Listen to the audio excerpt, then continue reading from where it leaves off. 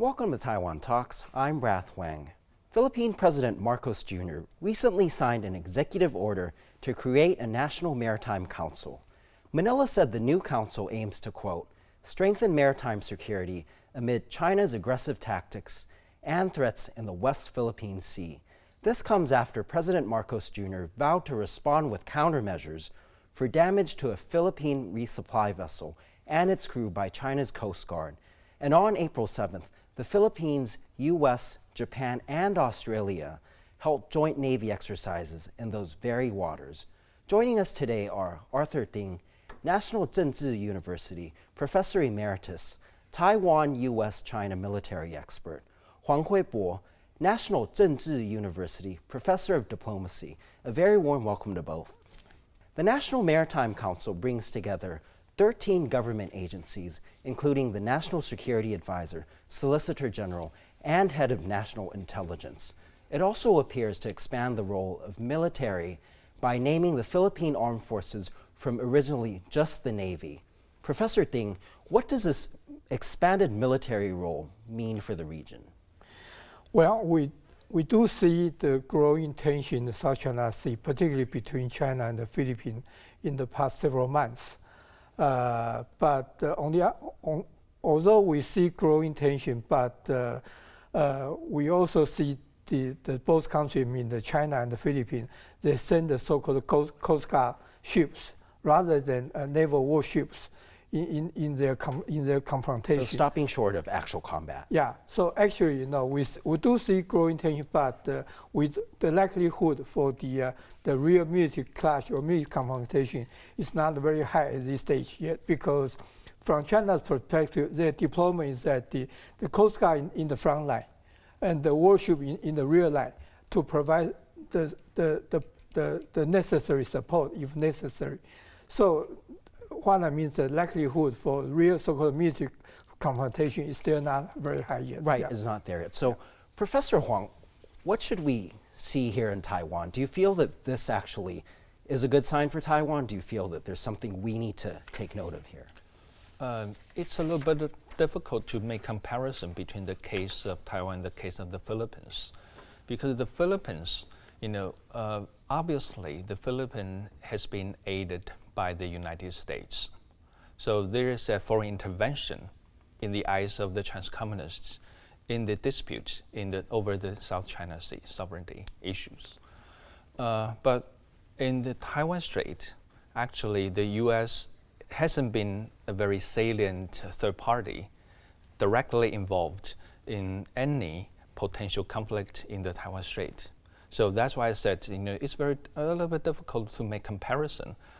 However, the so-called assertive transparency vowed by the Filipino government may be a way that has been considered by some DPP legislators and experts in line with that kind of position, because these people think that Taiwan has been bullied by the People's Liberation Army for many years. And nowadays, not only the median line, but also the surrounding waters of Quemoy, Kinmen, and Mazu have been surrounded or have been bothered by the so-called gray zone operations. Therefore, they think Taiwan needs to do more internationally in order to make known this bullying behavior by the Beijing side, so that people know, okay, Taiwan has not only been in an inferior position, but also Taiwan needs some international moral support. So I think that's the case of Taiwan. But in the case of the Philippines, I would say that the Philippines has been very aggressive in terms of sending out the messages to the international society in order to call for some more attention to the South China Sea sovereignty dispute. But I would like to say that the Philippines' decision to do that is a way for the weaker party, to confront the stronger party in a non-violent way. So I think at least that's a low-cost behavior for the Philippines, but that may be a more effective measure for the Philippines as well. What about you all, Professor Ding? Do you feel that this assertive transparency should be applied to Taiwan as well? Well, I would say, so-called assertive transparency, or what we can call the PR, international public relation, or what even you can call propaganda, should be part of the overall strategy, I would say, because you need not just a confrontation between ships, also you need to win the international support. So the assertive transparency, I would say, is quite important for any actors, including Taiwan, if we need to compete with China. Professor, I wanted to go back to a point that you mentioned in terms of how the PRC views the Philippines and how it views U.S. involvement with the Philippines and with Taiwan. Given that it seems that they're unhappy with what is happening in the Philippines, what is the red line for Taiwan in terms of U.S. support? In January 1979, when the United States decided to dissever relations, official relations with the Republic of China in Taipei, actually the Chinese Communists gave Washington 3 conditions. One is, of course, to cut the official ties with Taiwan, and 2, to revoke the Joint Defense Treaty between Washington and Taipei, and 3rd, to withdraw U.S. armies from the island of Taiwan, actually from all the territories controlled by the KMT government at that time. So since then, the U.S. troops haven't been able to land on Taiwan to help Taiwan make any military drills or to make any military preparations. However, there's a leeway for that because even though the U.S. has withdrawn its troops from Taiwan, but the U.S. has been able to provide training to the Republic of China armed forces, either in Taiwan or in the United States. And that has been a commonly seen practice between Taipei and Beijing. That has been vehemently opposed. That's been a commonly seen practice between Taipei and Washington, which has been vehemently opposed by Beijing. But Beijing's position hasn't been able to obstruct any further attempt by Taipei-Washington cooperation in such a military training. So that U.S. involvement is, as I said, not direct involvement, but it's a technical involvement tried by Washington in order to enhance Taiwan's self-defense capability. However, in the case of the Philippines, the U.S. not only enhanced its joint defense treaty, and also the U.S. has been trying to bring in some other third parties, like Japan, like Australia, in order to internationalize this sovereignty dispute over the South China Sea.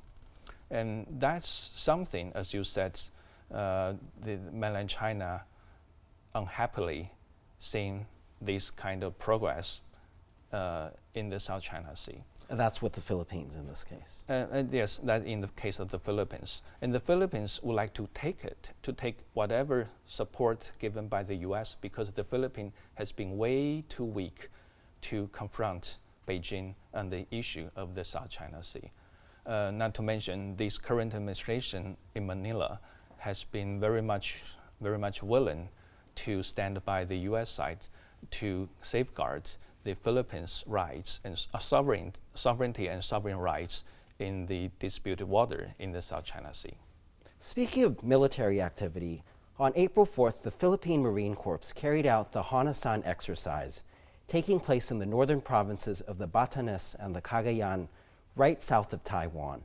The exercise aims to protect the country's islands from foreign aggressors. Professor Ding, given how close these two provinces are to Taiwan, what implications do they have on our defense security here?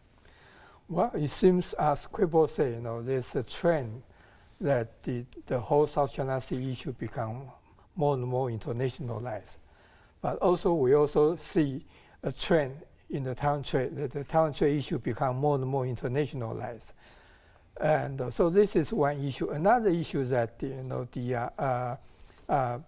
those islands is so close to Taiwan Island, particularly close to the Pratas Island, you know, so in the Basi Channel. So now there's the different speculation that if there's a contingency in so-called in northern Philippines, there will be a contingency for Taiwan. On the other hand, if there's a contingency in Taiwan Strait or then there will be a contingency for the Philippines. So no, the so-called there's a term in China so-called the all four seas now linked together. So four seas means the South China Sea, Taiwan Strait, East China Sea, and the so-called Yellow Sea.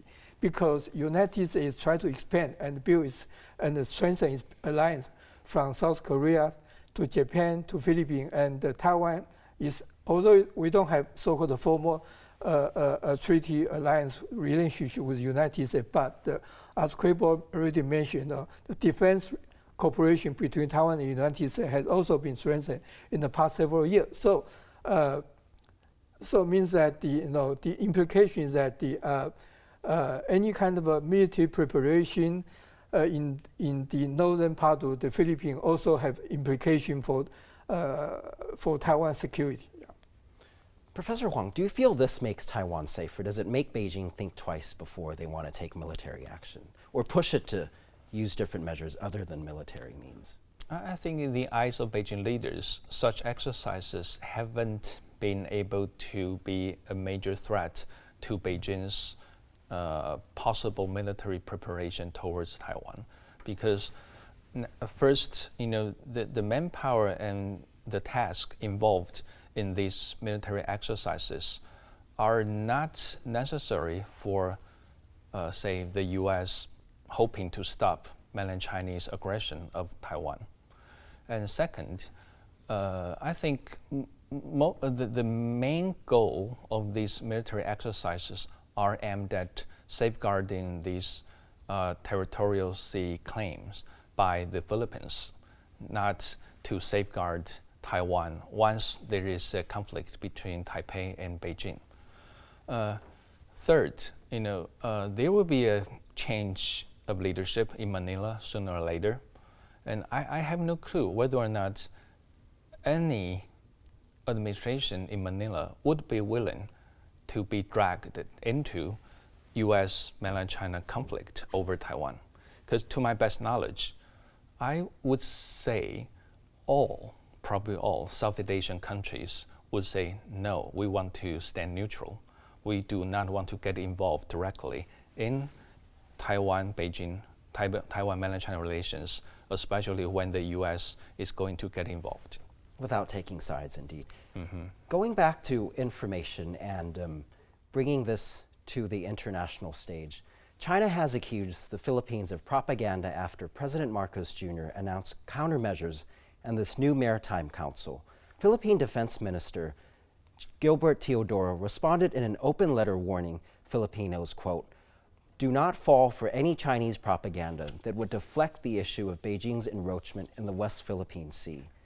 What are your thoughts on this, Professor Ding? Do you feel that this is something that is from Beijing, or do you feel this disinformation is from Manila? This is a kind of a disputed water area. So, both China and the Philippines claim their so-called sovereignty and the sovereign water, so on and so forth. So, as I say,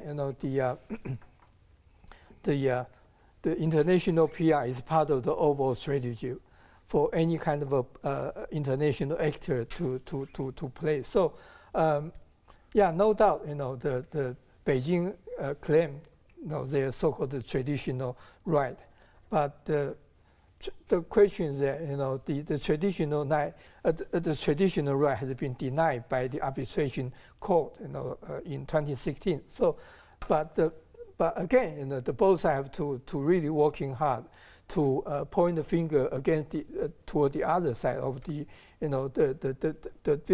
disputed partners. So, but at least we can see the Philippines has been really working hard and quite successful do this kind of international PR, because all the Western countries seems point the charge Beijing should be restrained and they're now responsible for this kind of very aggressive behavior in the South China Sea. So I think at least the Philippine side has been very successful to blame the Beijing for Beijing's so-called irresponsible behavior. Professor Huang, what do you think in terms of who is actually propagating this disinformation? As Professor Ding mentioned, this is a successful international PR campaign by the Philippines. Actually, I would say both are doing the propaganda. Maybe not by using disinformation, but they are trying to promote their own legal viewpoint and their own political viewpoint as to the belonging of these disputed waters. But I think now a lot of propaganda effort made by the mainland Chinese side has been aimed at the establishment of this maritime council in Manila.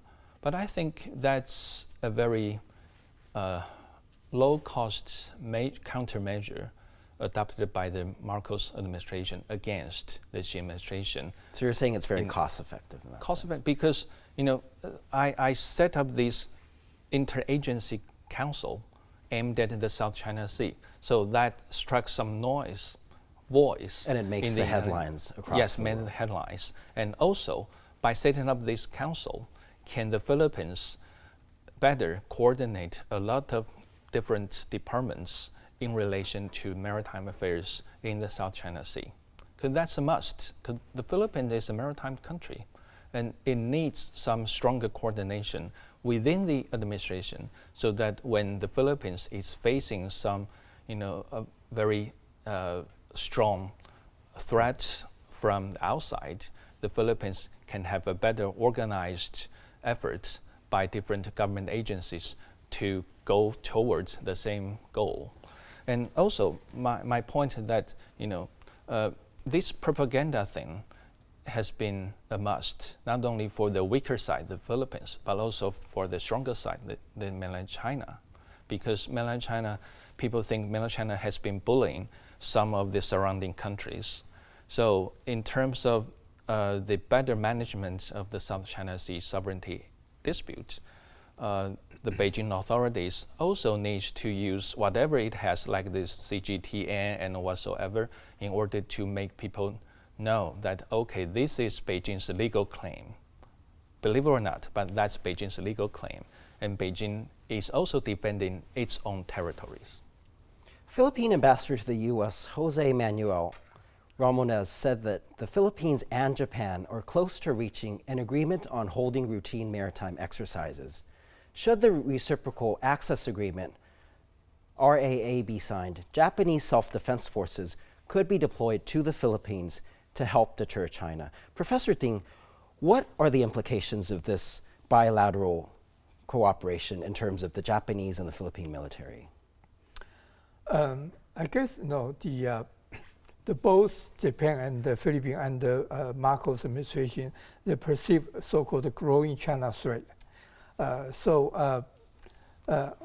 Also we see Japan become more and more proactive, playing an active role internationally. Does this benefit Japan, though? Do you feel this is a coordinated effort with U.S. allies? But for Japan itself, what does Japan get out of this? Yeah, we see Japan has signed many of the so-called reciprocal access agreement with many countries like Australia, even Great Britain. So Japan signing this kind of reciprocal access agreement allow Japan to play more active role internationally, and even to so-called champion to build a so-called coalition force against China's the growing so-called overseas threat, so on and so forth. So I think for Japan, they can because for many Japanese people, particularly for those so-called conservative groups, they don't see Japan as a kind of so-called normal state, because after World War II, signed the so-called peace constitution, Japan has been prohibited to have its own so-called army. They call it self-defense force. So being a peace country, not a the peace army. state. So through this kind of active, proactive political international participation, by signing this kind of agreements, Japan can really become become a so-called normal state, and play a very active role internationally. So I think, but how this will relate to war, I think is still a long way to go. Professor Huang, how do you feel the PRC will take this, given that Japan's been a historical adversary of China, and there's a very complex history between the two nations? In this regard, such an issue has been very sensitive between Tokyo and Beijing. And always, whenever the Japanese government would like to further its military capability, especially overseas military capability, one of the first countries standing up against it would be Beijing. So I think Beijing has been very much worried about the potential expansion of Japanese military operations beyond Japan's own territories. So in the case of the Philippines, I think, of course, the Philippines and Japan's RAA, a reciprocal access agreement, has been a sign for Japan's greater willingness to cooperate with the Philippines in order to better safeguard the areas of mutual concern. However, I have to say that this Japan-Filipino cooperation in this regard hasn't been very strong. So Beijing's attention would be given to Tokyo only. Beijing wouldn't be willing to spend too many resources in order to deter Manila, because I think Beijing doesn't think Manila would be a salient and immediate threat to Beijing's claim over the South China Sea. And also, I have to say, quantity-wise, the joint quantity of Japan, the Philippines, if Japan is willing to get involved directly, hasn't been able to deter mainland Chinese determination to control all of the South China Sea. And quality-wise, we have to make sure that this Filipino-Japanese cooperation in terms of RAA would be effective, and both Manila and Tokyo would have to be more than willing and determined to participate in any potential armed conflict with Beijing if there's something bad happening in the South China Sea. So in terms of quality, I mean effectiveness and determination, I think we still need some more time to see whether or not this progress in Japanese-Filipino cooperation would evolve in order to grow up and become a major force detaining or deterring the aggression of the Beijing side. Speaking of Japan and the Philippines, as Professor Huang mentioned, on April 7th, Japan, the US, the Philippines, and Australia held the first large-scale Navy military drills in Philippines EEZ, which they call the West Philippine Sea, or part of the South China Sea. What implications do you think this have? Does this make the area safer, or do you feel it's going to agitate China even further?